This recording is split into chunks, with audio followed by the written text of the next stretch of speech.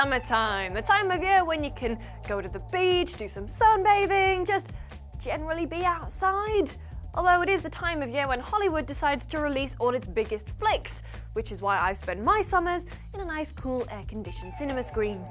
And 2017's popcorn season is an absolute embarrassment of riches. Pirates of the Caribbean 5, Spider-Man Homecoming, War for the Planet of the Apes, The Dark Tower, Wonder Woman, and The Mummy, to name but a few.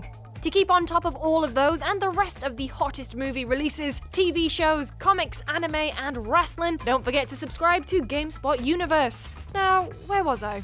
Oh yeah, we're absolutely spoiled for choice, but there are some big movies that have been overshadowed by these huge names. So here's 5 movies that are coming out this summer that you might not have heard of, but you should definitely check out.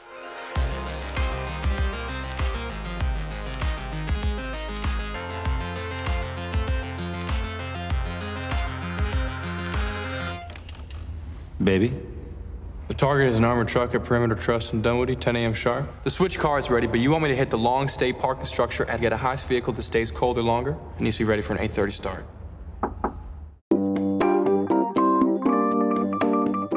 Baby Driver is in fact not a movie about an Uber driver taking toddlers from playdate to playdate, but in fact a movie about a getaway driver named Baby working for Kingpin Kevin Spacey.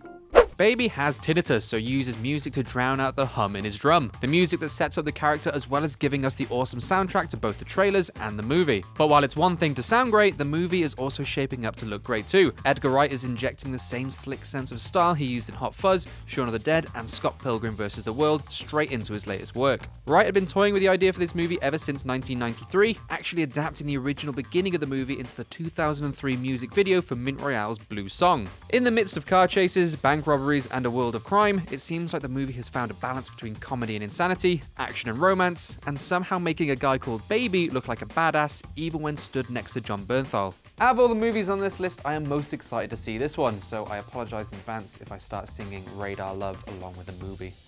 We've got a thing that's called Radar Love! Look, you were nervous, I could hear that. But you know, you get past this stage, I predict great things are going to happen for you. There's something about you.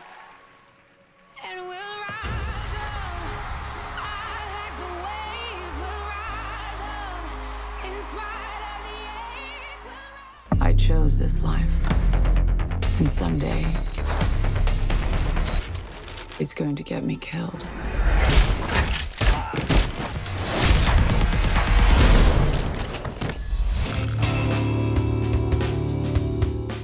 You know what I love most about spy movies? Not the gadgets, the action, the sexy romance. No, what I love most are the wigs. And just take a look at how many options Charlize Theron is sporting in the trailers for Atomic Blonde. At least 3 different wigs. Incredible scenes. But there's more to this movie than just wigging out. The trailers are full of Theron absolutely kicking ass. Like, look at this, she totally just 300'd that guy down those stairs. And the main reason I'm so excited to see Atomic Blonde is because the director is a Hollywood stunt veteran. David Leitch has worked on, to name but a few, Fight Club, The Bourne Ultimatum, the Wolverine prequels, Captain America Civil War, Jurassic World, and 300. The stairs kick makes a lot more sense now. He also co-directed my favorite action movie in years, John Wick, and he's helming Deadpool 2. So yeah, those stunts are gonna be baller. The plot takes us back to 1989, the night before David Hasselhoff's singing brought down the Berlin Wall, where Theron plays an MI6 agent called Lorraine. Lorraine! My mum's friend's called Lorraine. Anyway, she has to take down a rogue espionage ring that murdered a fellow undercover agent. But of course, Charlize Theron is no stranger to playing a spy. For British eyes only. The door was already open when you got there. Yeah. Then who opened it? You know, I really love it when a horror film's title invites you to ask a question. It follows. What follows? Get out. Get out of where? The Shining. What's shining? Actually, maybe that last one doesn't quite work. Anyway, that's exactly what post-apocalyptic horror flick It Comes at Night does. It makes you wonder, what comes at night?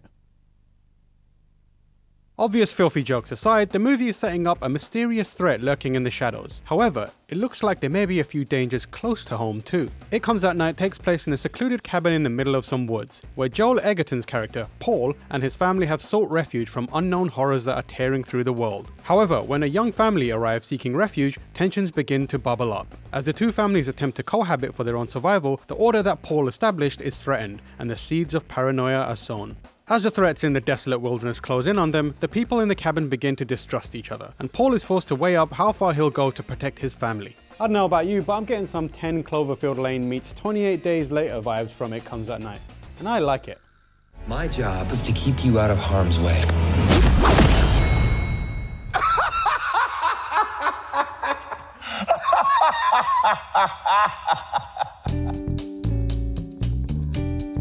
The Hitman's Bodyguard might be the only reason that I will voluntarily listen to Whitney Houston's I Will Always Love You.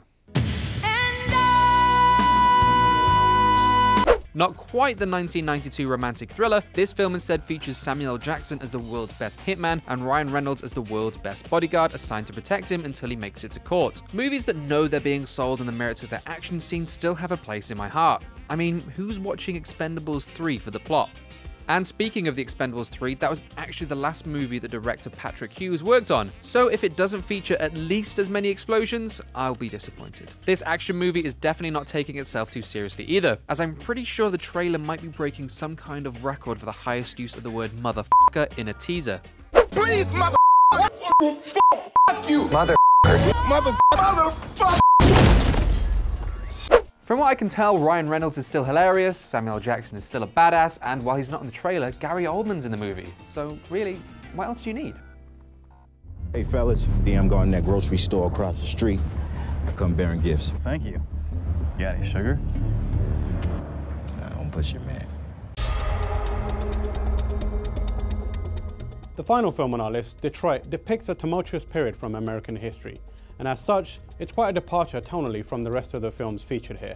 As the film's title suggests, it's set in Detroit, specifically amidst the 12th Street riots, which remains one of the largest citizen uprisings the United States has ever seen. During the riots, 3 black males were killed, while 9 other people from different ethnic backgrounds received brutal treatment at the hands of the Detroit and Michigan police, as well as the National Guard. The events of the movie take place largely around the Algiers motel, where it was reported that a group of gunmen had been spotted. The tensions of the riot surrounding the motel were aggravated by a great deal of confusion, mistaken identity, and abuses of power, all of which culminated in violence and a loss of life. Director Catherine Bigelow hopes to explore the incident to commemorate the 50th anniversary of it. Based on the trailer, it looks like Detroit is going to be a hard-hitting and honest look back at a tragic moment from American history. Last week, Lucy and Tam gave you guys 5 reasons to watch Guardians of the Galaxy Volume 2, and these are your comments. Well, I come prepared, so I'll go first. On hit video game and entertainment website GameSpot.com, Ultimate Bastard says, Zoe Saldana. Haven't watched the video, but if it's not one of reasons, you now have 6. I don't know if he's calling me like Zoe Saldana. No, no one is. Yeah, but like, it's just bad grammar. No. Yolery2 said, one spoiler-free reason that you have to go see Guardians of the Galaxy Volume 2 is it's a good movie. You didn't add that to your list, did you? No, there Scrub. wasn't B-roll for that. Eric Van Sickle 2 days ago on YouTube.com said, you guys list Baby Groot as the 3rd reason to watch Guardians of the Galaxy Volume 2? He's got to be reason 1 through 5.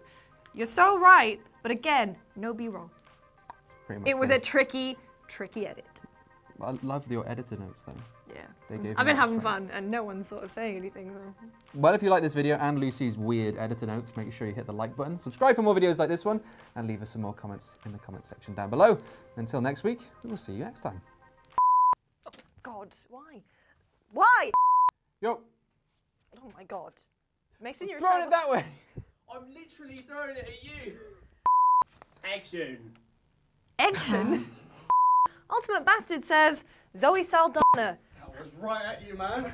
Yeah. That was right between my legs.